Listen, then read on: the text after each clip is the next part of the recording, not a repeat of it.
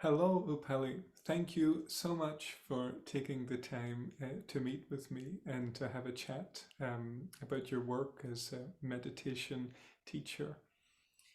In a few weeks' time, at the start of April, you're going to be leading a 4 night silent retreat at the Wellbeing Retreat Center in Tazewell in Tennessee. And I was wondering if you might like to start by telling us a little bit about that and your offering there. Sure. Yeah. So this retreat has a lot of history and feels special to me um, because I've gotten to teach meditation retreats all over North America and in Europe. But Wellbeing Retreat Center is in my home state of Tennessee. So that feels pretty special to me. And it's the first meditation retreat that I ever taught, on my own at least. So it always feels like a homecoming. It's where, um, no, I kind of think of it as sort of the foundation of my teaching practice. And each year I get to come back and teach and reconnect with the community that I have in Tennessee and anyone who travels from outside of Tennessee to be there. So that part of it is near and dear to me. And I always tell people about this retreat. I am biased because it's in my home state, but at the same time, it is my favorite retreat center because it's so beautiful and immersed in nature, and the food is wonderful. And also really am a huge fan of the work of Wellbeing Retreat Center and the space that Dawn and Patty and everyone who works and supports well-being like you um, everything that's been done to make it what it is. It's a really special place. And I think anyone who goes on retreat there really feels that. So, what is a silent meditation retreat? Yeah, I'm glad you asked, because that's the other thing I would say about this. More than just the space itself and that personal note about me teaching there. It's a silent meditation retreat. That's what's distinct about this and really the key part of this retreat. So a silent meditation retreat is just that. It's in what we call noble silence, and it's very meditation centric. So on retreats with me, um, meditation is really at the forefront. Actually, oftentimes uh, when when I hold a retreat at retreat centers, even sometimes the people at the retreat centers themselves say, "Wow, your group does a lot of meditation." And the idea here of noble silence is, on the one hand, there's the aspect of getting to unplug. Um, and the other side of it is in unplugging, there's less distraction. Um, and the silence is you sort of have this structure and this support as you have a space, you have a community, you have a teacher, but also all of that's there to support you. It's like giving you space to go really deep into your own practice. So the silence is, in a lot of ways, there to allow for you to be distracted as little as possible and really get what you want or what you need out of that space in terms of meditation itself. Um, the poetic thing I always say about noble silence is basically we spend our time in silence unless there's anything that could be said that is more beautiful than the silence itself. Um, and yeah, that would be the point of it. Um, there's some caveats to that. There's definitely some spaces where we can talk and connect. So you're not just on your own in the silence. And I can talk more about that. But the key thing being is that you have silence and you have a lot of time to meditate. There's a schedule that can support your meditation, but I also really encourage people to find what's useful and supportive for them and their practice. Yeah, it seems like with a silent meditation retreat, we can have a lot of ideas about what that might be or how that might look, but actually, when you get into it, there is like a natural flow that happens, and the structure can really support that. Um, well, that's been my experience on silent retreats, where you just Really. like anything, it becomes normal, and there is a container and a space for you to follow. Mhm. Yeah, my experience on silent meditation retreats is that they're action packed. That Yeah. when I'm, when I'm doing the practice and engaging in the retreat myself personally, um, uh, as a participant on retreats in silence, yeah, it's like I don't have enough time to do all the things that I want to do in silence. So yeah, there's quite a bit to engage with. Um, and again, that's another wonderful thing about well-being is I also like to call it a meditation playground. There's just so many, you can go to a labyrinth and do walking meditation at the top of the ridge, or you go sit down by the river and meditate there, or be with others in the meditation hall. So the next question that comes up for me to ask, uh, it seems like a well, I'll just ask it. But I just wanted to preface it by saying I know that there's a lot of ideas and sort of connotations with meditation. And I just wanted to ask, you know, what is meditation for you? And what is the way in which you teach it? And where do you see the true value in it being? Hmm. That's a great question. It's a really big one because meditation is more and more of a known thing these days. I like to compare it to exercise. Like I think in the 70s or 60s, if you were running down the street, people would be like, "Oh, what are you running from? Are you okay? Are you safe?" But now we just call that jogging or running, and we feel guilty if we're not doing it. It just feels like we should all exercise. We should all probably have some movement in our day-to-day life. And it's just sort of assumed that that's something one would do, and it's a good thing to do. Mhm. Meditation to me feels the same. A lot of times when I talk to people who don't do it or are just sort of curious, it's almost like this guilt that they haven't started already or they haven't figured it out. Um, just sort of seeing that there's definitely something of benefit there. And at the same time, meditation is a very vague term. It could mean a lot of different things to different people. Um, so I'll say something more generally, and then I'll say something more specific to the way that I teach on a meditation retreat. The general thing that I would say is when I think about talking to beginning meditators, and say like, what does meditation do? What I can say after many years of teaching and working with my own mind and many other people's minds is that meditation does something. And that's it. And I know that doesn't sound very inspiring, but actually it is. If you look at it from the context of the individual's experience, when you say, well, how significant is meditation in your life? So it's doing something. How significant is that something? And if I were to ask on a scale of 1 to 10, how significant is it? 7 is a very low answer. Oftentimes I get between 8 and 10. And of course, a lot of people will say like 11. It's like 10 isn't even good enough. It's just so important. So in terms of what meditation does, what I see generally is that it resonates with a lot of our just highest values as people. It seems to let those really come to the foreground of how we want to be and who we want to be.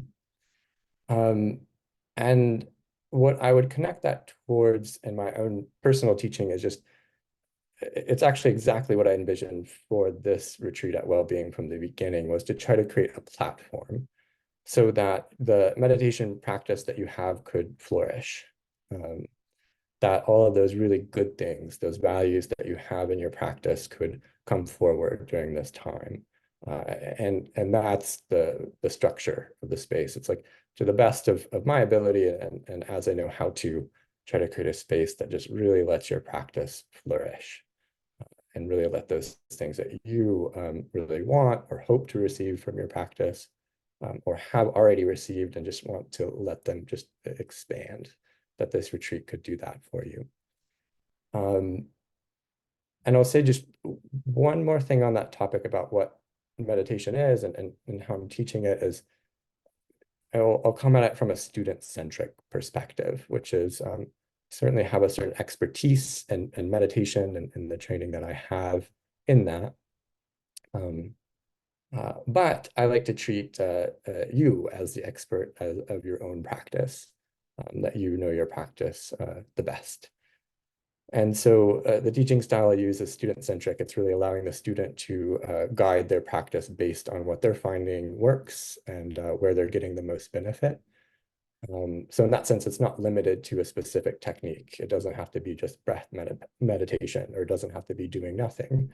But it could be breath meditation, and it could be doing nothing. It's really looking towards what works for you. And then there are like a couple of perspectives that I would bring in just from my own experience and training of like that meditation is at least as I would define it, it is a technique. There's something that could be done when we're meditating. So it's useful to know what that is and be able to name it, explain it, and explore it together, even if what that is nothing, doing nothing. But that itself is a technique of meditation. How does one do nothing? What happens when one tries to do nothing? And just being able to be supported as that process unfolds. And the other side that's really key, and this gets into sort of the context of noble silence, is that meditation is relational. It's so much about how we're relating as things are arising within our experience, our minds. And so the practice while we're on the cushion is working with that relational capacity that we have, seeing what's there around that. And then what I like to say is meditation is a team sport. The community, the teacher, we're there to kind of step in and provide the support of relationship that could be embodying, demonstrating, allowing for compassionate relationship, positive regard, acceptance towards our experience, or resonance of like, ooh, yeah, that's difficult. Me too. I have that experience too. I have that strong emotion in meditation. Or it could be, ooh, like joy, pleasure. Yeah, great. It's so good that you have that. And here's my experience with that too. Or hearing your good experience makes me feel good. And how's that? So this relational side of meditation, I think, is equally as important as the technical side of it. And those two categories are really how I sort of see meditation, how I would even define it. Okay, this doesn't feel fair what I'm going to ask next, but I'm going to ask it anyway. For somebody who just the term meditation, doesn't really resonate for whatever reason, maybe they've had bad experience, maybe they have some ideas about what they think it is. If we were to take away that word meditation, um, how would you describe um, sort of what that process is, maybe Mhm. without that word? Yeah, so that's a great question because I think when we take away the word meditation, there's so many lenses that we could look at this experience from, or so many models that we could use. And in fact, even talking about it, I love to point that out of all the words that we're using are they're just kind of models and trying to map an experience. I mean, the Buddhist metaphor is a finger pointing towards the moon. So a technique, a word like meditation, it's hopefully guiding us to an experience. And that would be the finger, and then the moon itself being the experience. Um, and also on the side of maps and models, this was really thematic in the last retreat that I taught at Wellbeing. It's like the idea that there are many models, all of them are wrong, some of them are useful. Um, and while meditation might be a certain model that's pointing towards how to arrive at a place that would feel subjectively like well-being, or ease, or presence, or peace, stillness.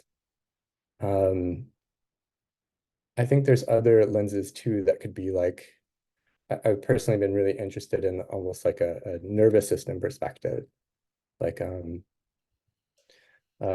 regulation, deactivation, um, or even a consciousness perspective of like something like flow, or awareness, even looking into what are the qualities of consciousness, and how does practicing in this way, like spending time in silence, or um, utilizing a technique while in silence, um, what impact is that having on our conscious states? What are these conscious states, and how are they distinct from when we're not in silence on retreat, when we're not meditating, or something like that? Um,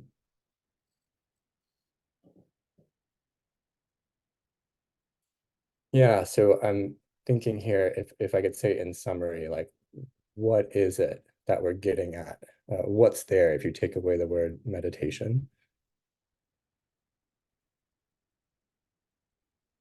And I think subjectively, it's so hard to choose just any one word or even a few words. Um,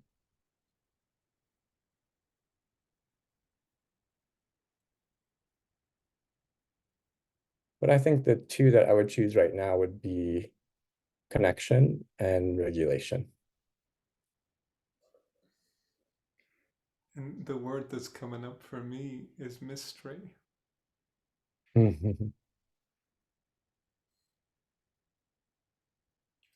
Yeah, and sorry, go ahead. I have a sense that that's sounds like quite a joyful mystery, like a nice mystery as opposed to a chaotic unknown. Sure. I was laughing after to myself because when I asked the question from the context of somebody who you may not resonate with the word meditation, I was laughing because I realized that was myself I was talking about.